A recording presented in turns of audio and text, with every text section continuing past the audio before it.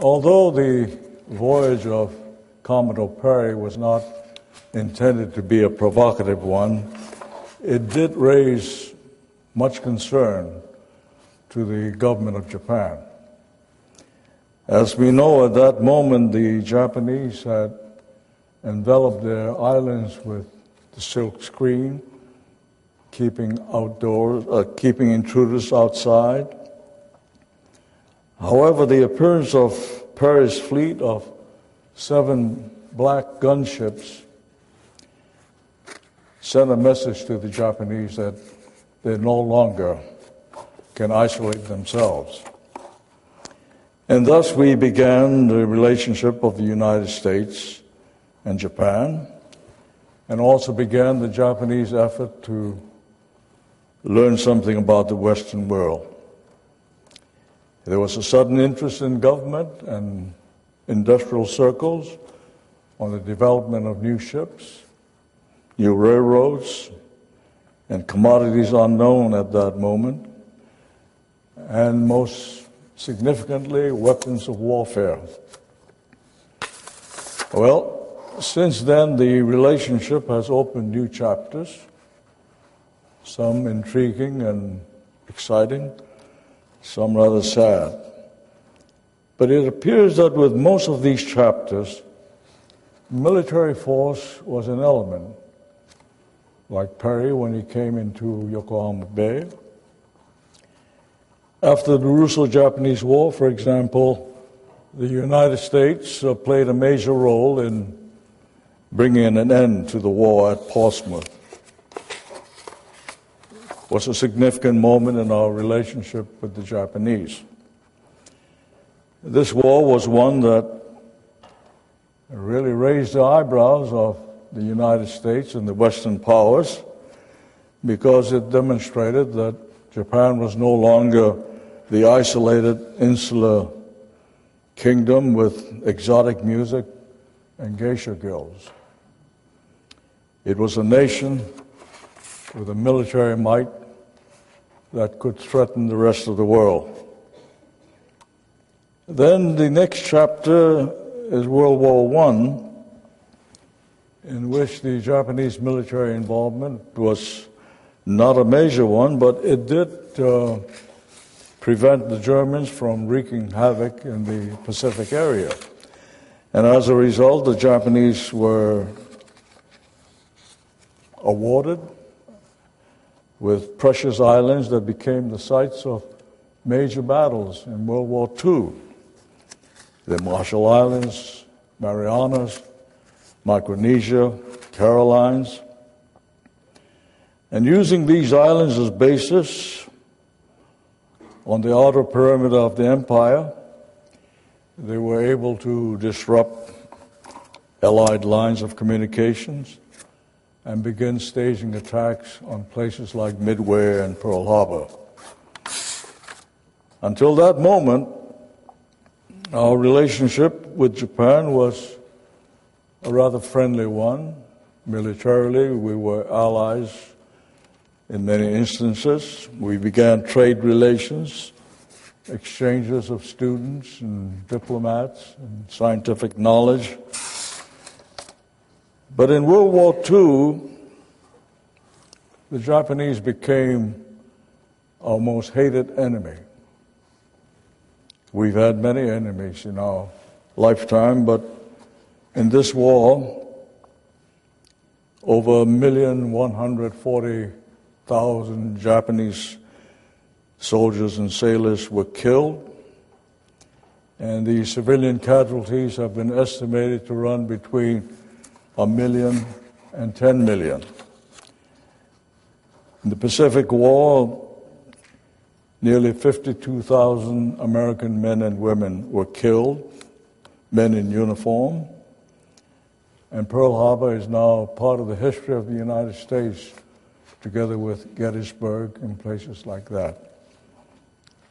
And there are some who still live carrying the scars of that war. Well,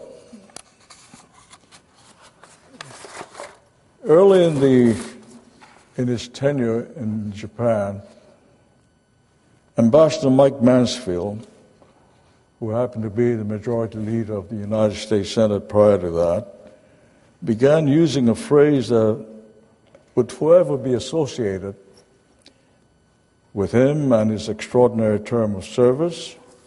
He served for 11 years, the longest term for any senator or for any ambassador.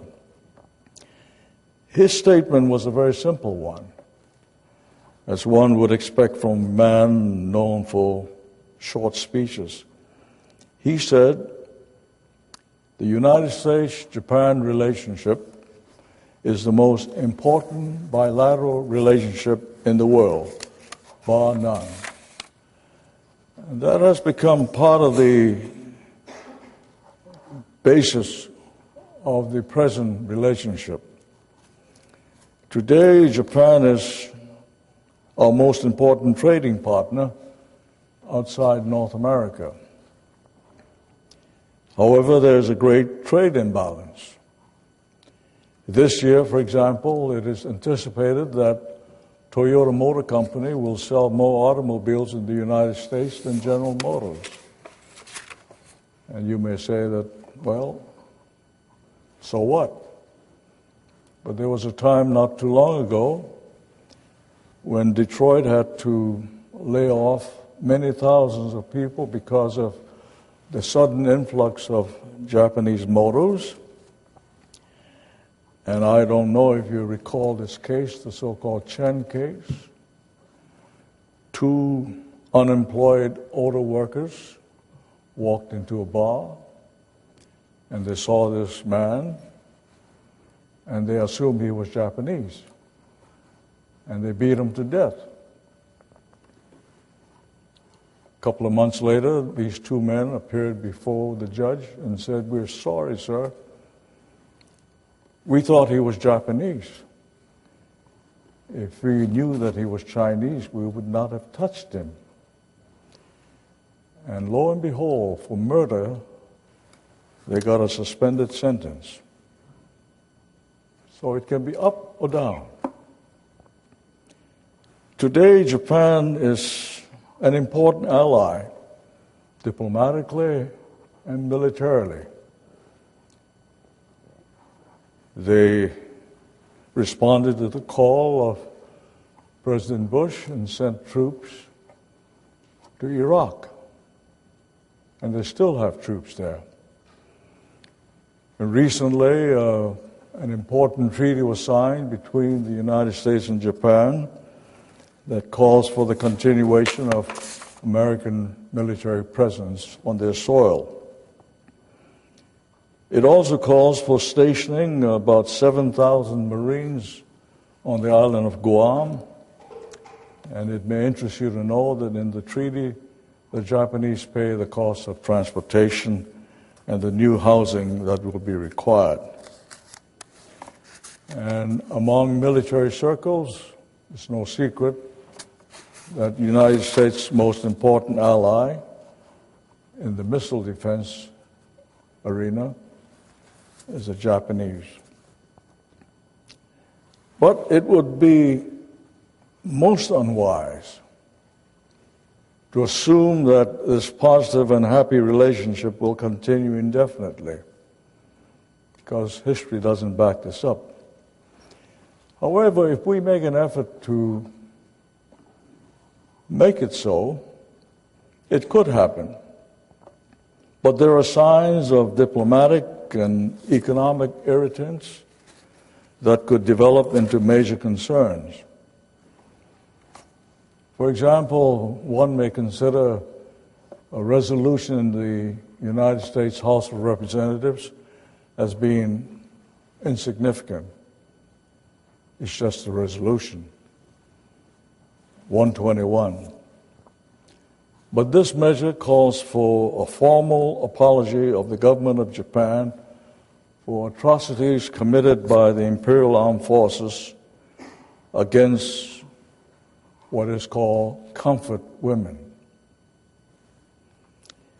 And this was done allegedly during the colonial and wartime occupation of Asia and Pacific Islands during World War II.